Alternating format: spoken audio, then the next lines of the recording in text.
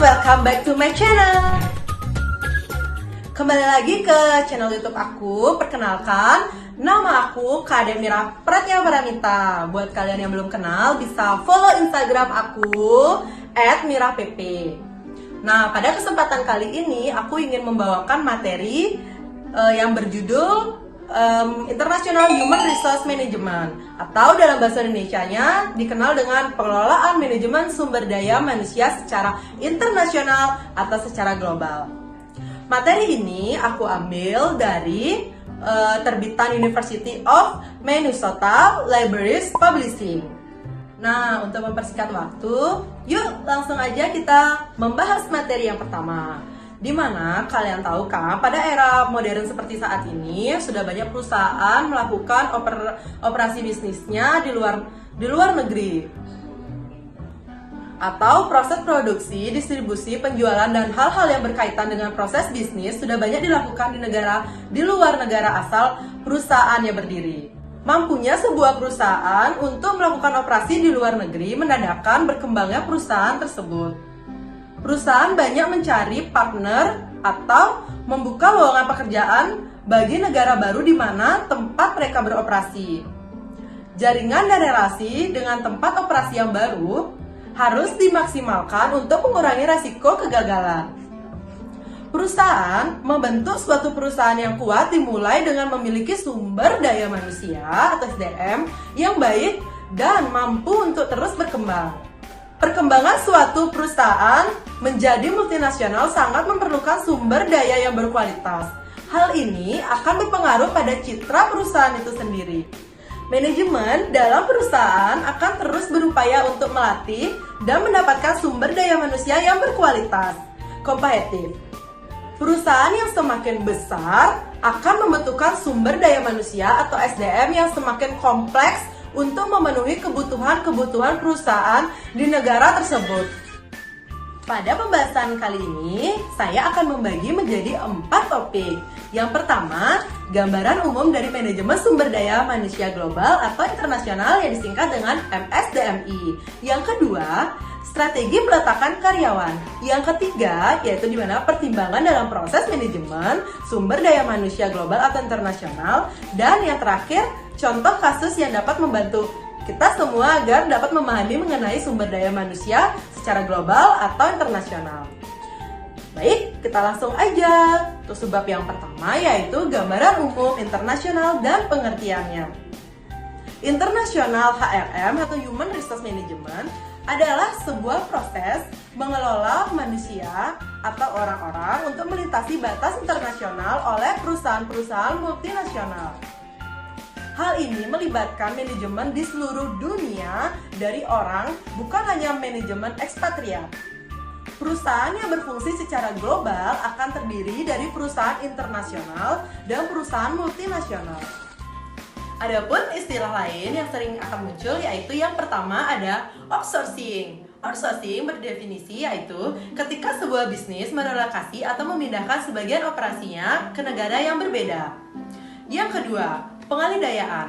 Pengalidayaan adalah ketika sebuah perusahaan membuat kontrak dengan perusahaan lain untuk melakukan beberapa pekerjaan untuk orang lain.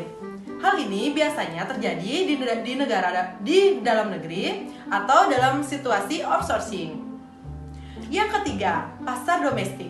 Pasar domestik berarti bahwa suatu produk dijual hanya di dalam negara tempat bisnis tersebut beroperasi. Yang keempat, pasar internasional. Pasar internasional berarti bahwa suatu organisasi menjual produk di negara lain. Sementara perusahaan multinasional berarti bahwa tidak hanya produk yang dijual di suatu negara, tetapi operasi diatur dan dijalankan di negara selain tempat bisnis itu dimulai. Adapun perbedaan-perbedaan antara perusahaan internasional, global, multinasional, dan transnasional yaitu dapat aku jabarkan sebagai berikut. Yang pertama, perusahaan global. Perusahaan global berarti perusahaan yang operasinya akan dikendalikan dari pusat. Perusahaan global tidak perlu untuk integrasi kantor pusat karena di sana semua keputusan dibuat secara global. Selanjutnya, pasar global memiliki pandangan dunia sebagai pasarnya. Dalam pasar global, responsif pasar akan bersifat rendah karena pasar akan dikontrol di pusat. Selanjutnya yang kedua ada pasar transnasional. Pada pasar transnasional, kantor asing memiliki kendali atas produksi pasarnya. Pada pasar transnasional, integrasi akan berpusat di kantor pusat. Pada transnasional, responsif akan bersifat tinggi. Selanjutnya yang ketiga ada pasar internasional, di mana pasar internasional akan memiliki kendali secara terpusat. Di dalam pasar internasional tidak perlu integrasi kantor pusat, karena kantor pusat membuat semua keputusan. Pada pasar internasional menggunakan produksi yang ada untuk menjual produk di luar negeri. Dan bersifat pasar internasional yaitu responsif pasar rendah.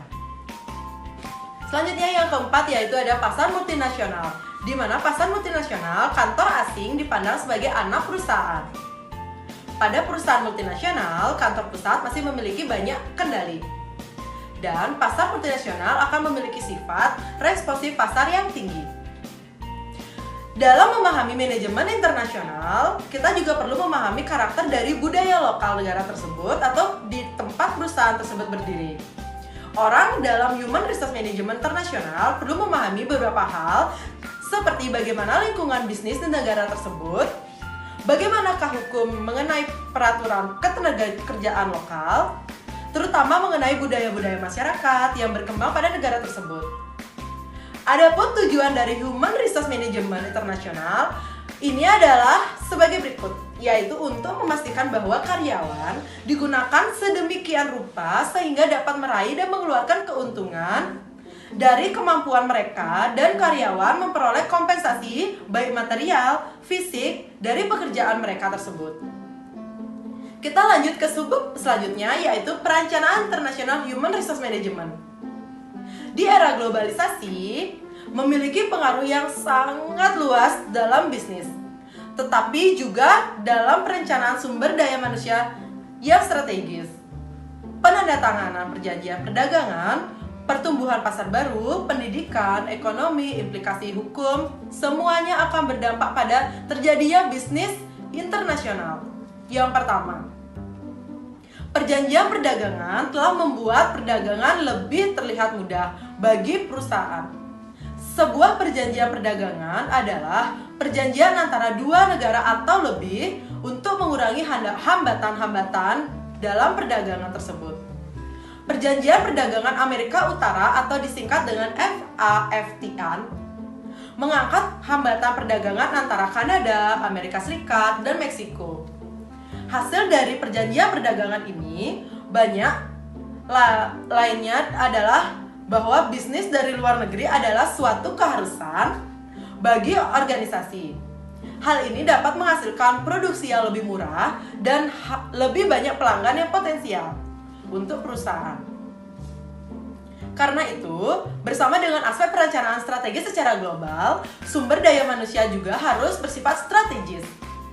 Bagian dari proses strategis ini dapat menjangkau perbedaan staf, perbedaan kompensasi, perbedaan dalam aspek hukum, ketenagakerjaan, dan pelatihan yang diperlukan untuk mempersiapkan tenaga kerja untuk perspektif secara global. Yang kedua, melalui penggunaan perjanjian perdagangan dan pertumbuhan pasar baru seperti pasar Cina, ada lebih banyak tempat yang tersedia untuk menjual produk mereka. Yang berarti di mana perusahaan harus diposisikan secara strategis untuk menjual produk yang tepat di pasar yang tepat. Kinerja tinggi di pasar-pasar ini membutuhkan modal manusia atau Human Resource Management yang mampu membuat keputusan seperti hal ini. Yang ketiga, tingkat pendidikan di negara-negara di mana bisnis beroperasi sangatlah penting bagi manajer sumber daya manusia. Sebelum sebuah bisnis memutuskan untuk berekspansi ke negara tertentu, pengetahuan tentang pendidikan, keterampilan, dan kemampuan pekerja di negara tersebut sangat berarti untuk usaha akan berkelanjutan atau berhasil, atau yang tidak berhasil. Jika kebutuhan sumber daya manusia tidak terpenuhi, sebagaimana besar sumber daya manusia di suatu negara tergantung pada pentingnya pendidikan di bagian negara tersebut. Selanjutnya yang keempat, ekonomi. Ekonomi sangatlah mempengaruhi Human Resource Management karena adanya insentif ke ekonomi untuk sebuah pekerja akan bekerja lebih keras dalam masyarakat kapitalis. Individu mungkin lebih termotivasi daripada masyarakat yang bersifat komunis. Yang kelima, sistem hukum. Sistem hukum yang dipraktiskan di suatu negara memiliki pengaruh yang besar pada jenis kompensasi, masalah serikat pekerja, bagaimana orang-orang tersebut dipekerjakan, dipecat, atau diberhentikan, dan masalah keamanan di negara tersebut. Aturan diskriminasi misalnya ditetapkan oleh negara. Contohnya saja di Cina.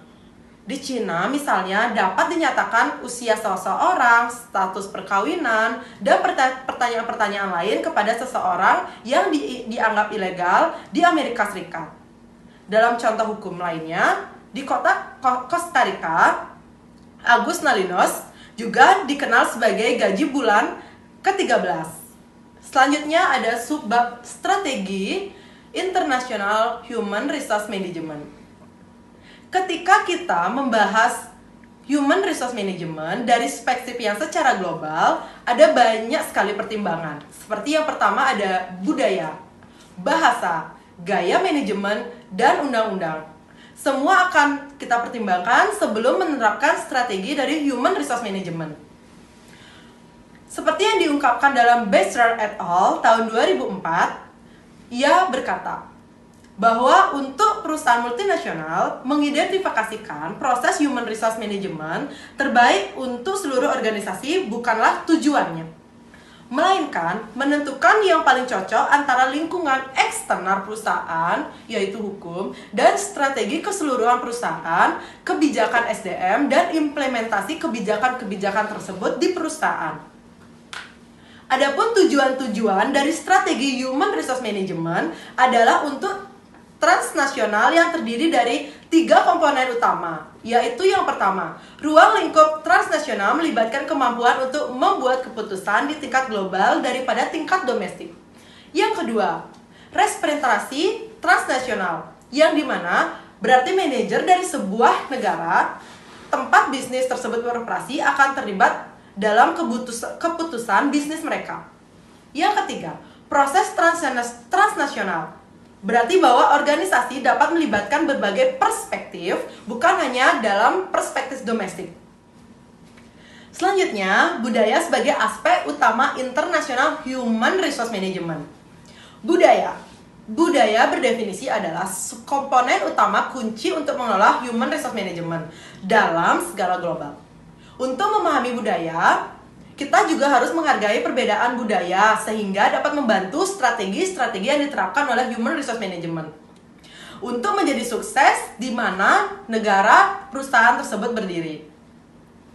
Grit Hofty, seorang peneliti di area budaya, mengembangkan daftar 5 dimensi budaya yang dapat membantu menemukan bagaimana budaya-budaya tersebut berbeda. Dikemukakan oleh Hofty di tahun 2011. Di antaranya yang pertama ada individualisme atau kolektivisme. Hofty menggambarkan derajatnya di mana individu diintegrasikan ke dalam kelompok. Sebagai contoh, di Amerika Serikat, kami adalah seorang individualis masyarakat, yaitu setiap orang akan menjaga diri sendiri dari keluarga dekat. Ada lebih banyak fokus pada individu berprestasi yang bertentangan dengan prestasi kelompok. Dalam masyarakat kolektif, masyarakat didasarkan pada keterpaduan kelompok. Apakah itu kelompok keluarga atau kelompok kerja? Yang berakibat bahwa fokusnya adalah pada kebaikan kelompok, bukan pada kebaikan individu. Yang kedua, jarak kekuasaan atau power distance. Mengacu pada sejumlah mana anggota, kurang kuat organisasi menerima bahwa kekuasaan tidak didistribusikan secara merata. Kita ambil contoh, beberapa masyarakat mungkin akan berusaha untuk menghilangkan perbedaan-perbedaan kekuatan dan kekayaan, sementara yang lebih suka jarak kekuasaan yang lebih tinggi. Dari perspektif Human Resource Management ini, perbedaan mungkin jelas ketika karyawan diminta untuk bekerja dalam tim lintas fungsi. Manajer Denmark mungkin tidak memiliki masalah dalam menerima saran dari karyawannya karena manajer Denmark memiliki jarak kebudayaan yang rendah. Tetapi manajer dari yang berasal Arab Saudi mungkin memiliki masalah dengan hubungan informal dengan karyawan-karyawannya karena memiliki tingkat kekuatan kebudayaan yang relatif tinggi. Yang ketiga, penghindaran ketidakpastian. Mengacu pada bagaimana masyarakat mentolerir ketidakpastian, negara-negara yang lebih fokus pada penghindaran kecenderungan untuk meminimalkan ketidakpastian dan karenanya memiliki undang-undang, aturan, dan ketidakpastian keselamatan lainnya yang lebih ketat. Negara-negara itu akan lebih tolerir terhadap ketidakpastian yang cenderung lebih santai. Misalnya saja, pertimbangkan dalam situasi suatu perusahaan di Amerika Serikat akan memutuskan untuk menerapkan strategi Human Resource Management yang sama untuk operasinya di Peru. Selanjutnya ada maskulinitas dan femininitas. Mengacu pada distribusi peran emosional antara gender dan gender norma diterima di masyarakat.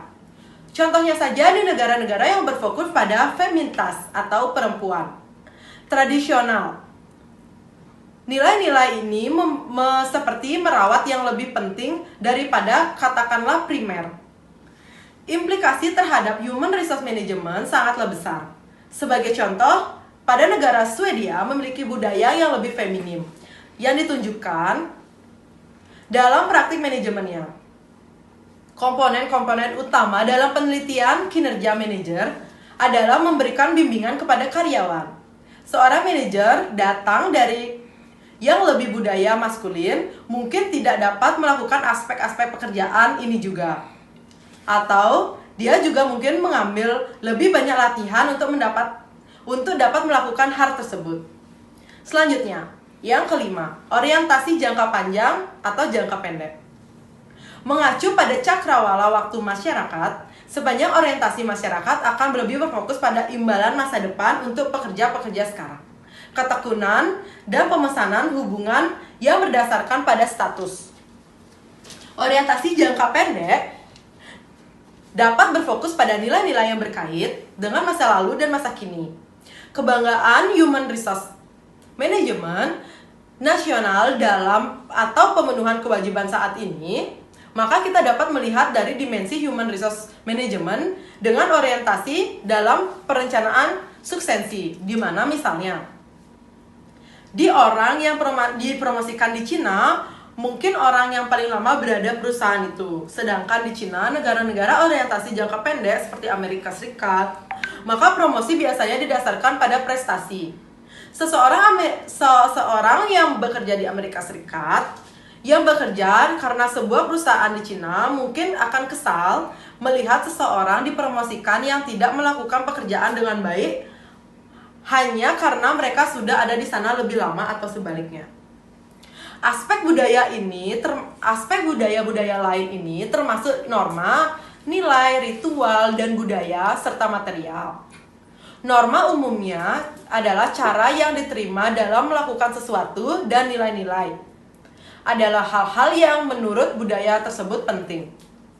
Setiap negara atau set ritual itu sendiri untuk upacara, tetapi juga untuk interaksi sehari-hari. Budaya material mengacu pada materi, barang-barang seperti seni, budaya, akan menentukan hal-hal tersebut menjadi lebih penting.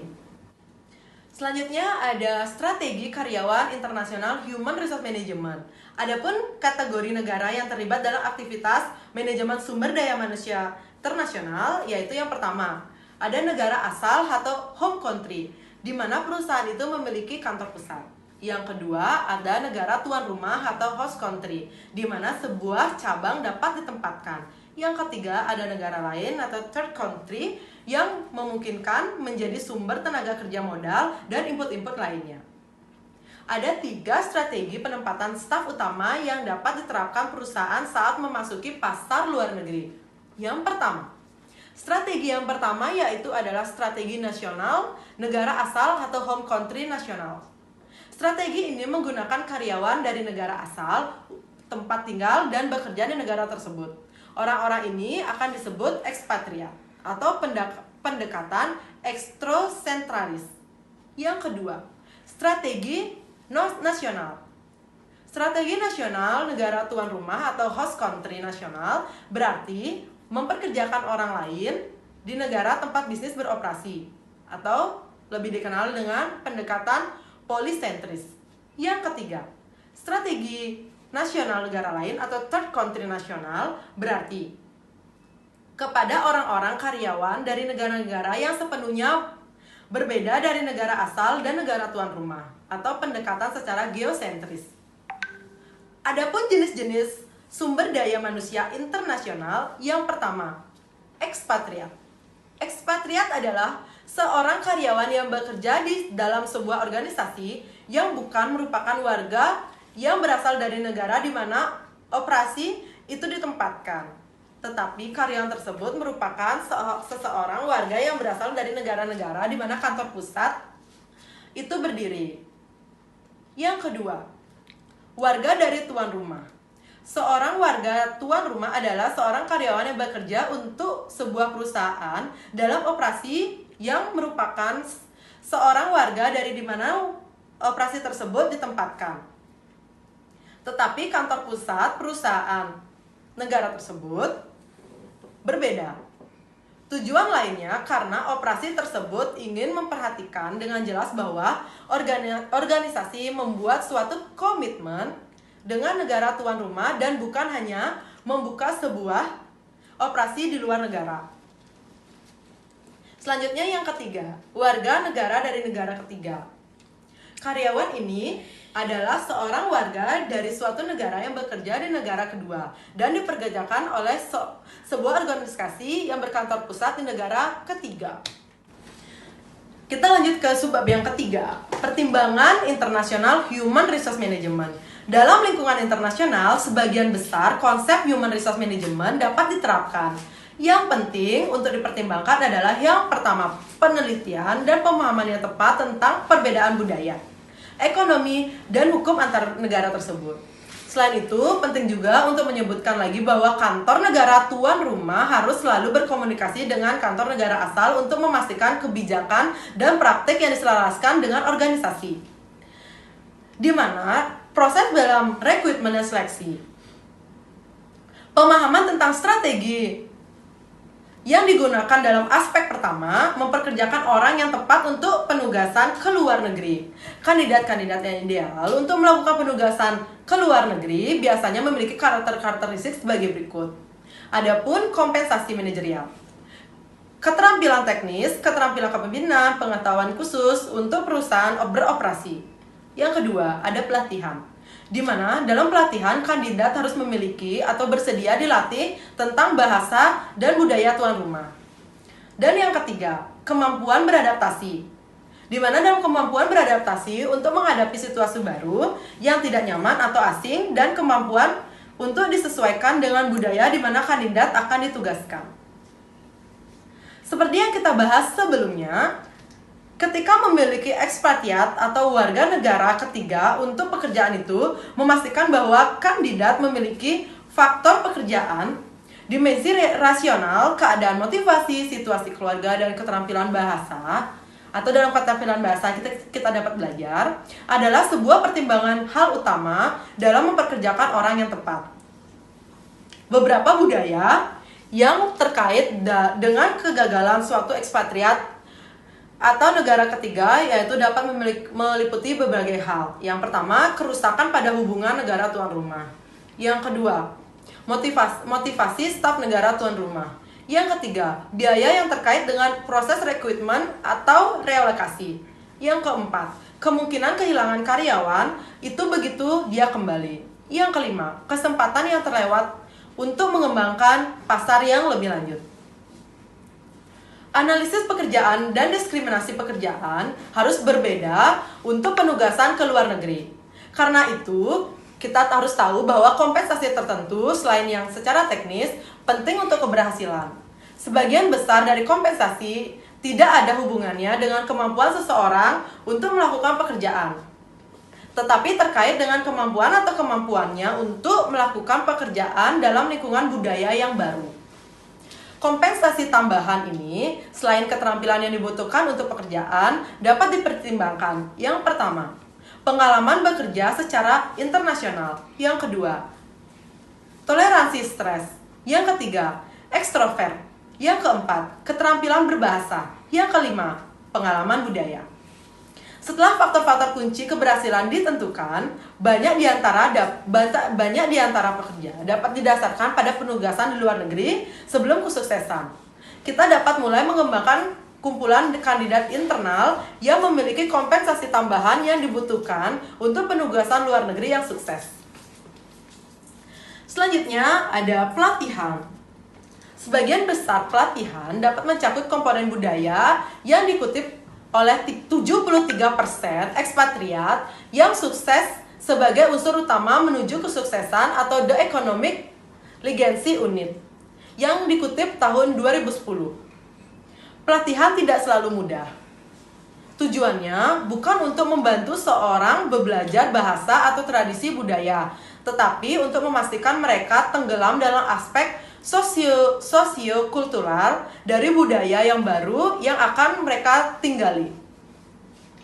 Seperti yang dikutip dari Roger, tahun 2006, seorang peneliti bisnis internasional mengidentifikasi adanya dua jalur utama untuk beradaptasi dengan budaya baru. Yang pertama, orang menyesuaikan diri dengan cepat dari sudut pandang psikologis, tetapi tidak dari sudut pandang sosial. Blankeri berpendapat hal itu menyesuaikan diri semata-mata dari perspektif psikologis tidak membuat seorang ekspatriat efektif. Meskipun mungkin perlu lebih banyak waktu untuk menyesuaikan diri. Ia mengatakan bahwa untuk sepenuhnya tenggelam dan untuk sepenuhnya memahami dari menjadi produktif dalam suatu budaya, hal itu juga ekspatriat harus memiliki adaptasi sosiokultural. Dengan kata lain, seseorang harus dapat menyesuaikan diri dari sosiokultural perspektif, akhirnya dapat bekerja yang lebih baik, karena hal ini memiliki tingkat pemahaman budaya yang lebih dalam. Menentukan apakah kandidat Anda dapat memperoleh level yang lebih tinggi yang menentukan dalam proses seleksi nanti. Salah satu keputusan kunci dalam organisasi global adalah apakah pelatihan harus dilakukan di rumah atau di luar perusahaan. Harus dipekerjakan untuk memberikan pelatihan. Contohnya saja, Communicate menawarkan pelatihan online dan tempat berbagai topik terdaftar. Apakah pelatihan internal dan eksternal perlu dilakukan? Maka ada 5 komponen utama melatih seseorang untuk tugas bekerja di luar negeri. Yang pertama, mereka perlu memahami bahasa, budaya, pengaturan tujuan, pengelolaan keuangan, stres, serta repatriasi. Pelatihan bahasa adalah faktor dasar namun penting untuk keberhasilan penugasan seorang ekspatriat. Meskipun bagi banyak orang, dalam bahasa Inggris adalah bahasa bisnis internasional. Kita tidak boleh mengabaikan komponen berbicara bahasa negara di mana seseorang itu akan hidup. Tujuan dari pelatihan budaya adalah untuk melatih karyawan tentang norma dalam budaya tertentu. Banyak dari norma berasal dari sejarah, pengalaman masa lalu, dan nilai-nilai.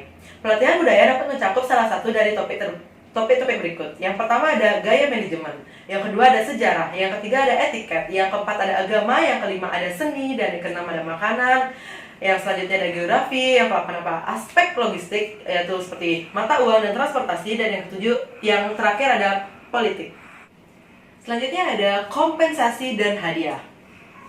Dalam kompensasi dan hadiah, bahwa seorang ekspatriat harus memiliki standar hidup yang sama dengan apa yang dimiliki dan apa yang dia punya di rumahnya. Ada 4 kelompok pengeluaran yang dapat dilihat dari pendekatan ini. Yang pertama ada pajak penghasilan, yang kedua ada perumahan, yang ketiga ada barang dan jasa, dan yang terakhir ada gaji pokok. Oke, itulah semua pemaparan materi aku tentang Human Resource Management Internasional. Buat teman-teman yang suka sama video aku, kalian bisa klik tombol like. Buat teman-teman yang punya kritik dan saran buat video aku, bisa klik tombol komen. Buat teman-teman yang mau mendukung